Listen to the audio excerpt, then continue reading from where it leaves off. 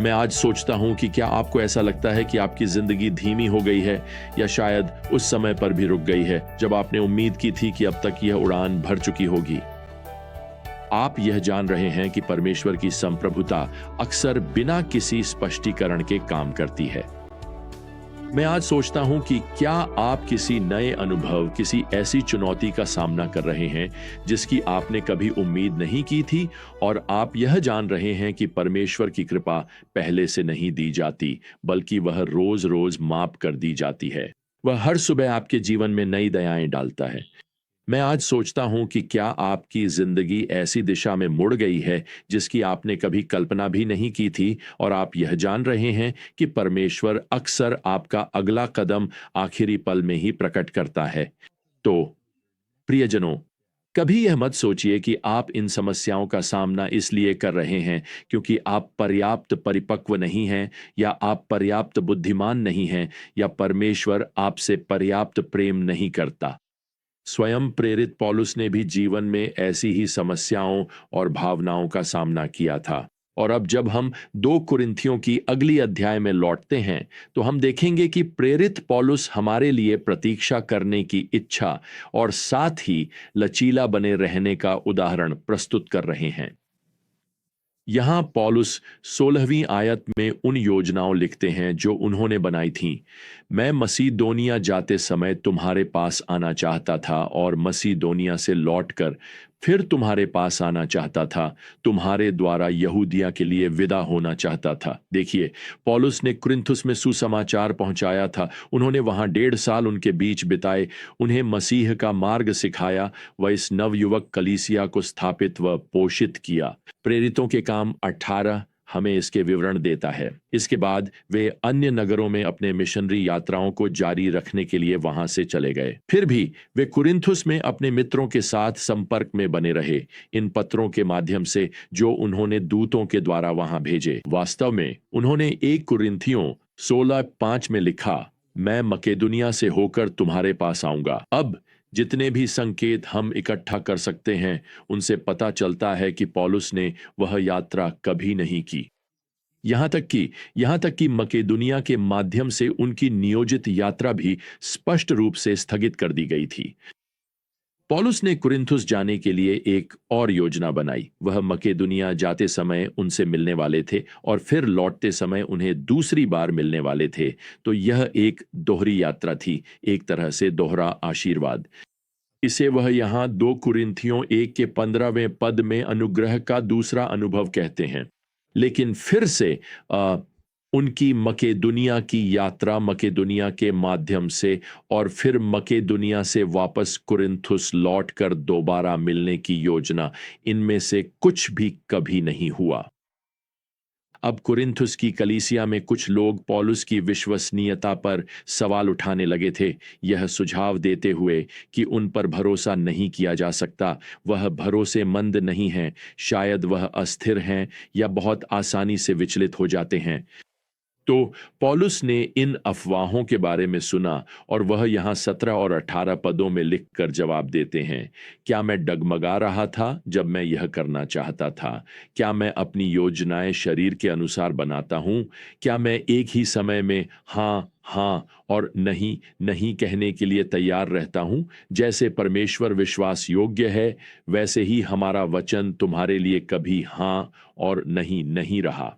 तो दूसरे शब्दों में, पौलुस अपनी योजनाएं बनाते समय दृढ़ रहे हैं, लेकिन वह भविष्य नहीं जान सकते कि परमेश्वर ने उनके लिए क्या रखा है, ठीक वैसे ही जैसे आप नहीं जान सकते, इसलिए उनकी हाँ कभी कभी नहीं हो जाती थी।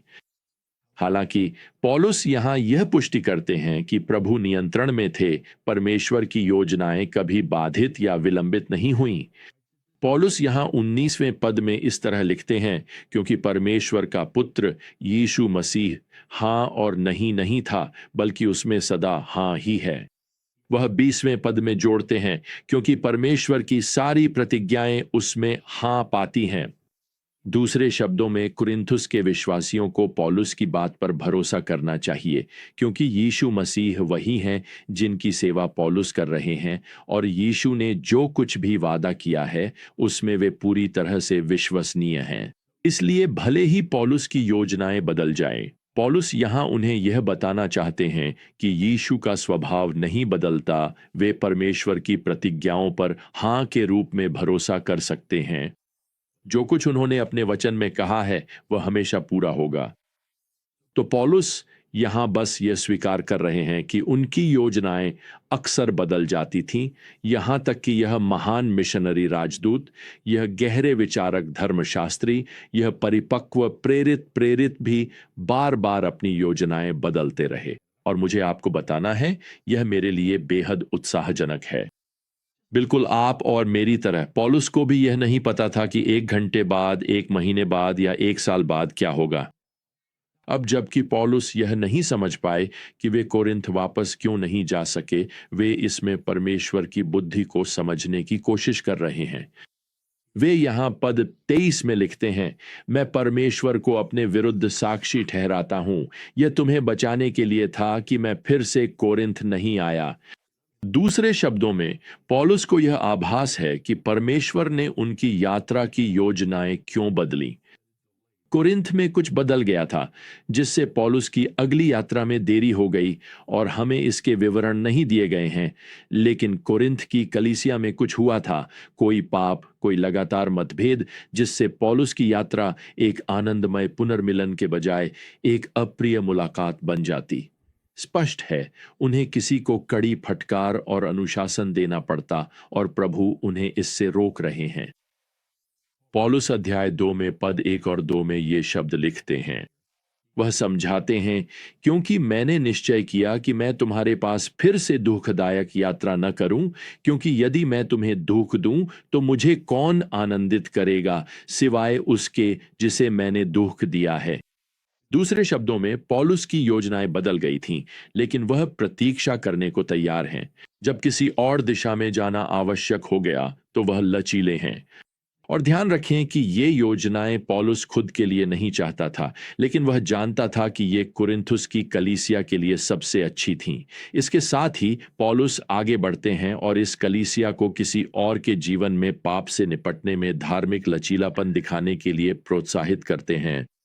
वह यहां 5वीं आयत में लिखते हैं, अब यदि किसी ने दुख पहुंचाया है तो उसने मुझे नहीं बल्कि कुछ हद तक और बहुत अधिक न कहूं तो आप सबको दुख पहुंचाया है। ऐसे व्यक्ति के लिए अधिकांश लोगों द्वारा दी गई यह सजा पर्याप्त है, इसलिए आपको उसके प्रति क्षमा और सांत्वना दिखानी चाहिए, नहीं तो वह अत्यधिक शोक से दब सकता है।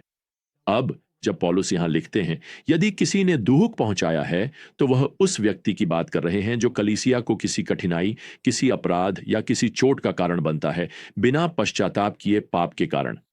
अब याद कीजिए कि 1 कुरिन्थियों 5 में पौलुस ने इस कलीसिया को उनके बीच खुले पाप को सहन करने के लिए डांटा और उनसे कहा कि उस बिना पश्चाताप किए पापी व्यक्ति को अपनी संगति से बाहर कर दें।